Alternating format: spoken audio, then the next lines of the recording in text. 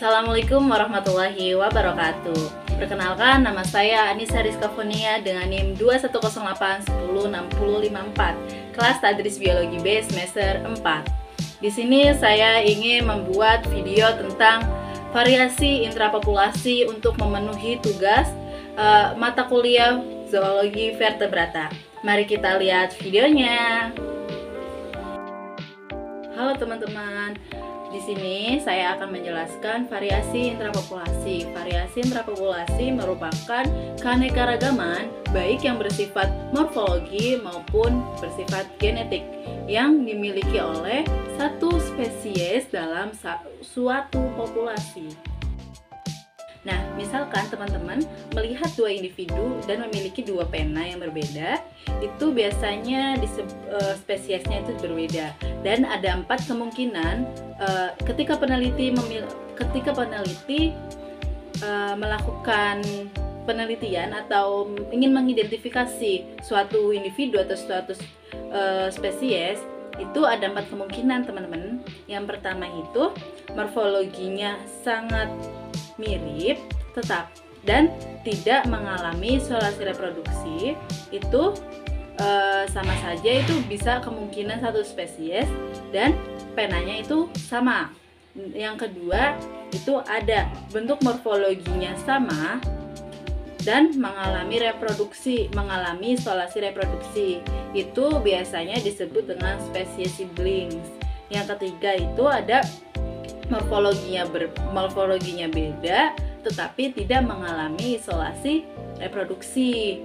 Nah, itu bisa saja satu spesies dalam bentuk yang berbeda. Nah, biasanya ini yang kita sering temukan. Dan terus yang keempat itu ada morfologinya berbeda dan mengalami isolasi reproduksi. Nah, itu bisa saja namanya itu spesiesnya berbeda ya, karena udah morfologinya berbeda dan mengalami isolasi reproduksi juga gitu. Cuman di sini variasi intrapopulasi itu dibedakan menjadi 2, yaitu variasi non genetik dan variasi genetik. Variasi non genetik itu yang dibagi juga menjadi 3. Yang pertama itu ada variasi ekologi, variasi individu, dan variasi sosial. Yang pertama itu ada variasi individu. Variasi individu itu menurut umur. Misalkan spesimen katak. Katak kan metamorfosis atau berubah menurut waktu gitu, menurut umur seperti itu. Yang dulunya masa kecilnya katak itu kan berbentuk berudu.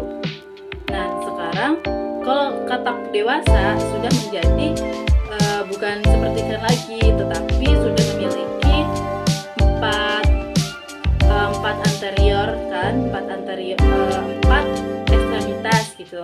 Ada ekstremitas anterior dan ada ekstremitas posterior seperti itu. Tetapi kenapa sih katak itu tidak seperti itu? Karena itu ada variasi, ada keanekaragaman dalam satu spesies tersebut gitu. Nah, yang kedua itu ada variasi sosial. Variasi sosial itu seperti rayap contohnya. Dan yang ketiga itu ada variasi ekologi. Variasi ekologi itu sesuai dengan kondisi lingkungannya seperti itu. Biasanya kan ada inang yang menempel pada suatu individu, itu bisa saja merubah suatu morfologinya, suatu bentuk dalam satu individu tersebut seperti itu. Yang kedua itu ada variasi genetik. Variasi genetik itu biasanya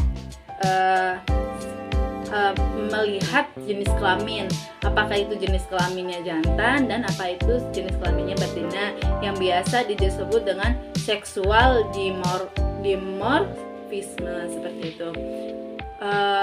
Yang keduanya juga ada continue, discontinue atau mutasi. Saya mengambil kucing domestik atau Felis catus. Felis catus sering saya temui di daerah yang saya tinggali. Mengapa saya mengambil kucing domestik atau Calicatus karena sering ditemui pada daerah sekitar saya. Dan di sini terlihat jelas walaupun status spesies tapi memiliki keanekaragaman yang berbeda. Perbedaan utama antara kucing ini terlihat dari warna bulu dan warna mata ya. Biasanya warna mata ini berasal dari jumlah melanin di iris area di sekitar pupil. Seekor kucing tanpa melanin di iris akan memiliki mata biru. Mata hijau juga memiliki sedikit melanin gitu. Semua kucing dengan bulu berwarna terang dan lebih gelap pada wajah, telinga, kaki, dan ekor memiliki mata biru. Kucing yang berwarna putih solid atau sebagian besar berwarna putih mungkin memiliki warna biru, hijau, emas, atau mata tembaga seperti itu. Perbedaan utama antara kucing jantan dan betina terletak pada alat kelaminnya, tanda wilayah, dan perilakunya. Kucing jantan memiliki penis, sedangkan kucing betina memiliki vulva. Selain itu, kucing jantan memiliki fisik yang lebih besar, terutama pada bagian pipi yang lebih besar dibandingkan dengan kucing betina. Berikut kucing jantan yang sedang saya paparkan videonya. Pada betina, hal yang harus diperhatikan adalah vulva yang terlihat seperti celah, sedangkan anus berada di atasnya.